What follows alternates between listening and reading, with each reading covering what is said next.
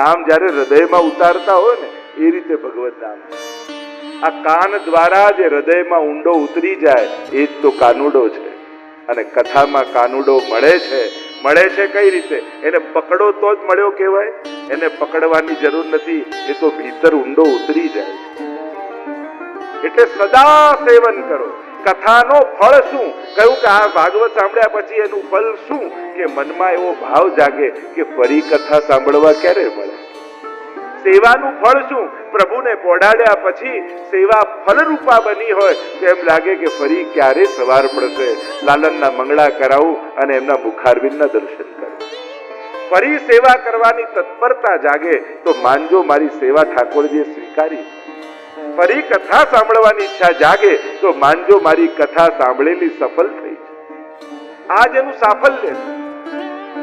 સદા સેવન કરો. અને એમાં પણ કહ્યું અંતકાલે તું એ નૈવ શ્રૂયતે સુખ શાસ્ત્રવાદ. પોતાના જીવનના અંત સમયમાં જો કોઈ કથા સાંભળી લે તો એને તો લેવા માટે ભગવાન પોતે આવે.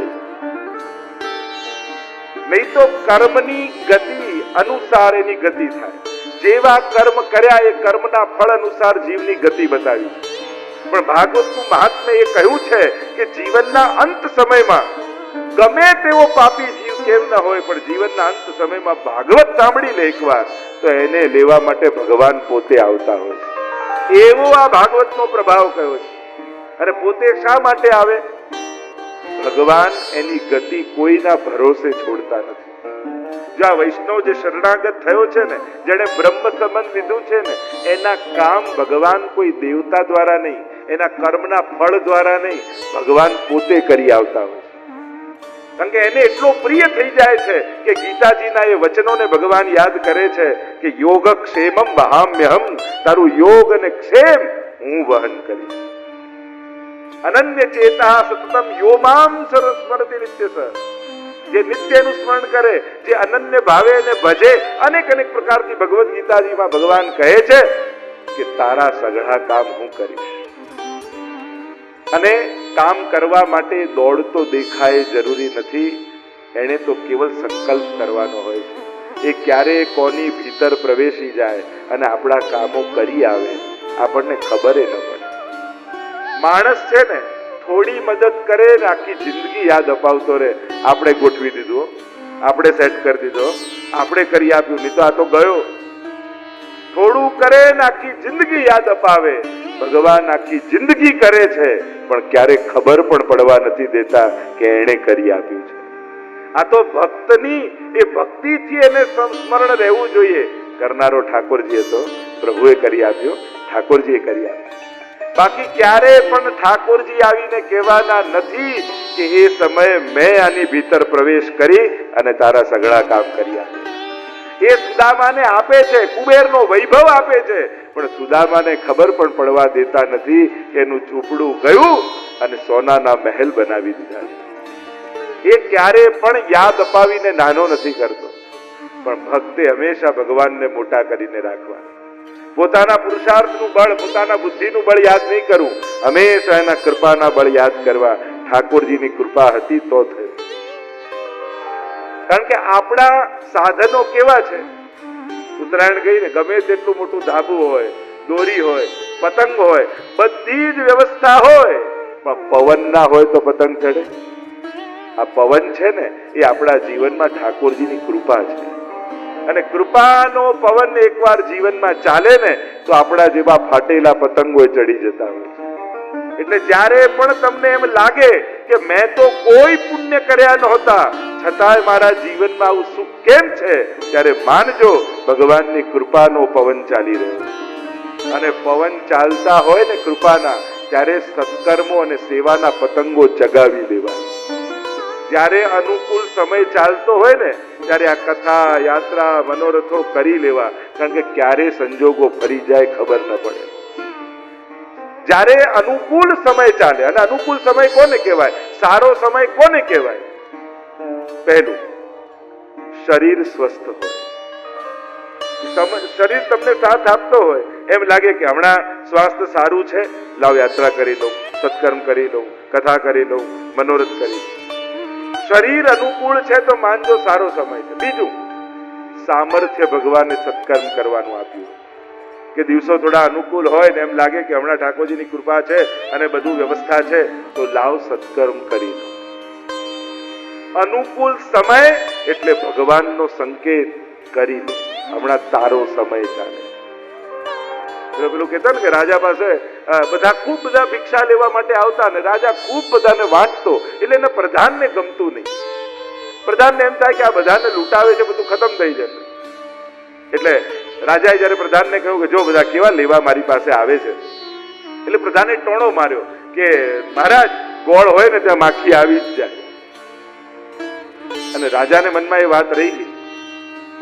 કહ્યું કે આને ઉત્તર કંઈક આપવો છે. અડધી રાતના પ્રધાનને બોલાવ્યો સભામાં. અડધી રાતના યુદ્ધ ફાટી નીકળ્યું છે અને સંદેશવાહકે કહ્યું કે રાજા હમણાં ને હમણાં તમને સભામાં બોલાવે છે. અને જ્યાં સભાખંડમાં પહોંચ્યા જુએ તો ખાલી રાજા બેઠા છે, કોઈ નથી. એક ટેબલ ઉપર ગોળની ઢેલી મૂકી છે. અડધી રાતનો સમય અને કહ્યું પ્રધાન તું આવી ગયો? કે હા આવી ગયો. મારે શું કામ છે? ના તે સવારે કહ્યું ને કે ગોળ હોય તો માખી આવી જ જાય. જો આ ગોળની ઢેલી પડી એકે માખી તો દેખાતી નથી. ત્યારે પ્રધાને કહ્યું મહારાજ આ તો રાત છે, દિવસ હોય તો માખી આવે ને. રાજાએ કહ્યું મારા દિવસો ચાલે છે ને એટલે લોકો લેવા માટે આવે છે. જે દિવસે દિવસો નહીં હોય ને તો બધું એમને એમ રહેશે, કોઈ લેનારું નહીં હોય.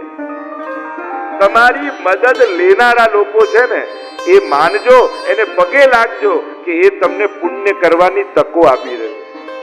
અને ભગવાન જ્યારે તમને સત્કર્મ કરવાની પુણ્ય કરવાની તક આપે ત્યારે ઉપકાર ના જતાવાય, ભગવાનનો આભાર મનાય કે પ્રભુ તમારો ખૂબ આભાર.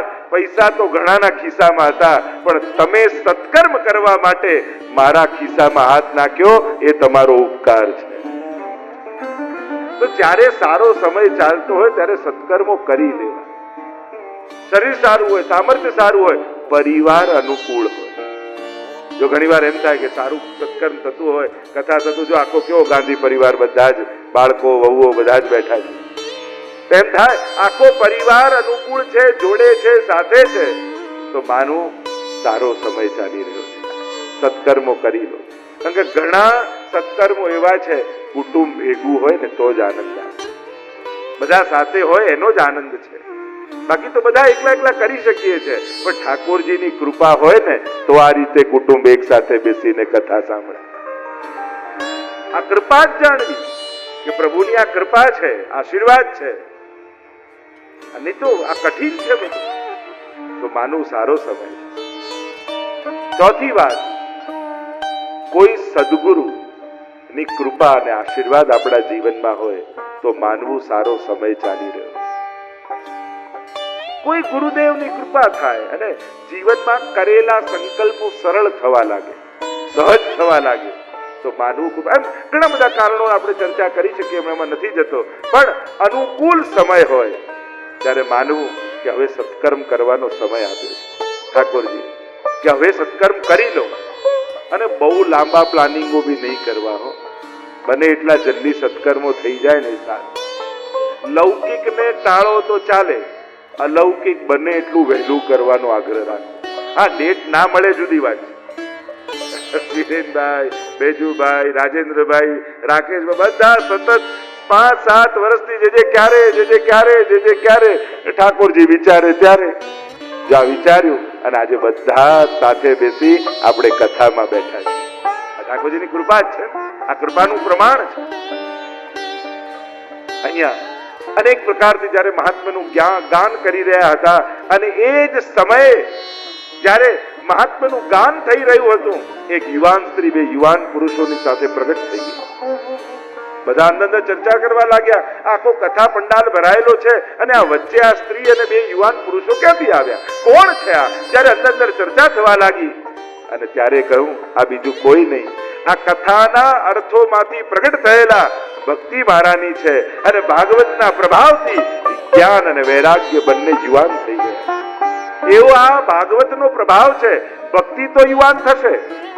તમે રોજ જોતા જશો. જો કાલે કથા સાંભળી, કાલ કરતા આજે થોડું સારું લાગે છે, ભાવ વધે એવું લાગે છે. જેમ ડોક્ટર ચેક કરે ને કે એકવાર દવા આપે પાછા બીજી વાર બતાવવા જાઓ તો કે પહેલા કરતા હવે સારું લાગે છે. મારે પણ પૂછવું પડે. ધીરે ધીરે 7 દિવસમાં ભાવ વધતો જાય. એ વ્યક્તિ રોજ ભગવાનને કે પ્રભુ ભાવ વધારો ને ભાવ વધારો. ભગવાન કે તારો તો ક્યારે ભાવ નહીં વધારું. કેમ કે તારા શહેરનું કામ છે ને ભાવ વધે ને તું વેચી નાખે. વાત ભક્તિ ભાવની વૃદ્ધિ એ ભાગવતના પ્રભાવથી થાય છે. પણ કેવલ ભક્તિ જ નહીં, જ્ઞાન અને વૈરાગ્ય પણ યુવાન થયા. જો ધીરે ધીરે ભગવત સંબંધી જ્ઞાન આવશે, સાંભળતા સાંભળતા એમ થશે આ તો આપણને ખબર જ નહોતી, અચ્છા આવી કથા છે, આ તો આપણે ક્યારે સાંભળ્યું જ નહોતું. એમ કરતા કરતા ભગવાન સંબંધી જ્ઞાન વધશે અને ત્રીજું વૈરાગ્ય વધશે. હવે 7-7 દિવસ 4-4 કલાક આ બધું છોડીને એક સોફા પર તમે બેઠા છો, એ પણ બોમ્બે વાળાને 7-7 દિવસ એક જગ્યાએ બેસાડવા સંભવ છે? એટલે આપણે કથા નથી બેસાડતા, કથા આપણને બેસાડતી હોય છે. બાકી આપણે કોઈ 1 કલાકે બેસેવા નથી. આ મુંબઈ વાળાને તો પકડી રાખવા પડે, ભાગતા ભાગતા આવે, ભાગતા ભાગતા જાય. કામ કરીને આયા હોય ને અડધા કામો મૂકીને આયા હોય, એ પતાવવા નીકળી. મૂળ વાત એ છે વૈરાગ્ય ને. હું તો કાયમ એમ કહું, 7-7 દિવસ 4-4 કલાક કોઈને નડ્યા નહીં એ ઓછું છે. અત્યારના સમયમાં કોઈને ન નડવું એ પણ મદદ જ છે. આટલા કલાકો કોઈના માટે ખરાબ ન વિચાર્યું એ પણ બહુ મોટી સિદ્ધિ છે. જેટલી વાર કથામાં બેઠા છીએ ત્યારે મનમાં કેવલ ભગવાનની કથા જ ચાલ્યા કરે, કોઈ દૂર વિચાર ના આવે. મનને પાપના ચિંતનમાંથી છોડાવવું એ પણ બહુ મોટું તપ છે. કારણ કે મન સતત પાપનું ચિંતન કરે. અને કથામાં જેટલી વાર બેઠા છો એટલા કલાકો તમારું મન પાપમાંથી મુક્ત બને, વિશુદ્ધ બને છે. અને આ વિશુદ્ધ મન હોય ત્યારે જ પરમાત્મા એમાં આવીને બિરાજતા હોય છે. અને ભગવાનને આવતા જોયા, પાર્ષદોની સાથે છે, સુંદર શંખ ધ્વનિ થઈ રહ્યા છે, મંગલ ધ્વનિઓ ગૂંજી રહી છે, ભગવાનના નામના ચારે બાજુ જયઘોષ સંભળાયા છે. પ્રભુ પધાર્યા. સકલ ભુવન મધ્યે નિર્જનાસ્તે ધન્યા. આ ભક્તિનું સૂત્ર એવું છે કે ભગવાન એ ભક્તિની ડોરથી બંધાઈ પોતાના મહેલો છોડી, પોતાનો વૈભવ છોડી પણ ભગવાન ભક્તોના ઝૂંપડામાં આવીને નિવાસ કરે. આ ભક્તિની તાકાત છે. વચન આપ્યું પરમાત્માએ, જ્યાં જ્યાં ભાગવત કથા થશે ત્યાં હું ચોક્કસ આવીશ. અને એટલે એમ કહેવાય, જ્યાં રામાયણ થાય ત્યાં હનુમાનજી પધારે છે, જ્યાં મહાભારતની કથા થાય ત્યાં અશ્વત્થામા આવે છે, પણ જ્યાં ભાગવતની કથા થાય ત્યાં સ્વયં ભગવાન આવે છે. અને નિશ્ચિત રૂપે પ્રભુ પધારે. હા, આપણી ફ્રેમ છે એ પ્રમાણે ફોટો શોધવા નીકળો તો કદાચ નહીં દેખાય, પણ પોતાના વિચારોની ફ્રેમ હટાવી દેશો ને તો અનેક રૂપે, ઘણી વાર કથા સાંભળતા સાંભળતા છલકાયેલી આંખોના આંસુ રૂપે ભગવાન પ્રગટ થશે. ઘણી વાર ભાગતા દોડતા કાર્યકર્તાઓના પગમાં ભગવાન દેખાશે. ઘણી વાર કણિકા પ્રસાદ માટે ઉઠેલા હાથમાં ભગવાન દેખાશે. ઘણી વાર વક્તાના મુખમાંથી નીકળેલા શબ્દોના સ્પર્શથી થયેલા રોમાંચમાં ભગવાનનો અનુભવ થશે. અનેક પ્રકારથી ભગવાનનો અહેસાસ થશે. જોવાની શરત રાખશો તો અનુભવ કરવાનું ચૂકી જશો. તમે જોવાની શરત ન રાખો, અનુભવનો આગ્રહ રાખો તો અનેક પ્રકારથી ભગવાન તમને અનુભવ કરાવશે. એની અનુભૂતિ કરવાનો પ્રયાસ કરો. અનેક પ્રકારથી ભગવત્તાનો અહેસાસ થશે. જો ઘણી વાર આપણે એને જોવાના આગ્રહમાં એને અનુભવવાના અવસરો ચૂકી જઈએ. દેખાય નહીં, અરે આટલો ફીલ થઈ રહ્યો છે, જોવાની શરત કેમ રાખે? જે બપોરનો સમય હોય અને કોઈ એમ કે સૂરજ ઉગી ગયો, ત્યારે તમે આમ ડોક્યું કરી બારીની બહાર જોઈ સૂરજની સામે, હા ઉગી ગયો એમ કરો છો ના. એનો જે પ્રકાશ પથરાયેલો હોય, અજવાળું હોય, તમે અજવાળું જોઈને જ કહી દો કે સૂરજ તો ઉગી જ ગયો છે ને, તો જ અજવાળું છે. એમ ભગવાન છે એના માટે એને જોવાની જરૂર નથી. એની ભગવત્તા જે ફેલાયેલી છે ને એ જ સાબિતી છે કે એ બિરાજે છે. ચારે તરફ એની ભગવત્તાનો અહેસાસ. કઈ એવી જગ્યા છે જ્યાં ભગવત્તાનો અહેસાસ ન થાય? કયો એવો કણ છે જ્યાં ઈશ્વરની અનુભૂતિ ન થાય? આ ફેલાયેલી ભગવત્તા જ રડતા રડતા રંગમંચ પર સૃષ્ટિ ઘેરો આવ્યો છે. ન ભૂખ તરસનું ભાન તને, ન સુખ દુઃખ કઈ સમજાય તને, ન ચાંદ ગગનમાં તે મૂક્યા, ન સૂરજ વળી તારું સર્જન તે નથી મૂક્યા નગમાં, તો એ તારાઓનો પાર નથી. ને તોય વળી તું બોલે છે કે સૃષ્ટિમાં ભગવાન. ચારે તરફ એની ભગવત્તાનો અહેસાસ કરો, સહજમાં એના પર વિશ્વાસ બેસવાના. અને જે દિવસે વિશ્વાસ બેઠો ને અને એ વિશ્વાસ પ્રેમમાં પરિણમિત થઈ ગયો તો પ્રેમ તે પ્રગટ હોઈ મેં જાના. જે દિવસે તમારી શ્રદ્ધા વિશ્વાસ અને વિશ્વાસ પ્રેમ રૂપ ધારણ કરી લે એ દિવસે એ દેખાતો એ થઈ જાય. એ પ્રગટ નેત્રોથી એનો અનુભવ થવા લાગે. પ્રેમ તે પ્રગટ હોઈ મેં જાના. પ્રેમથી એ પ્રગટ થાય. તમારા સંશયને સમાપ્ત કરવા એ પ્રગટ નહીં થાય, પણ તમારા પ્રેમને પૂર્ણ કરવા માટે પ્રગટ થાય. મેં પહેલા જ કહ્યું ને, એ ભગવાન શંકાનો વિષય નથી, જિજ્ઞાસાનો વિષય છે. અને જિજ્ઞાસા શ્રદ્ધાથી પેદા થાય છે, શંકા અશ્રદ્ધાથી પેદા થાય.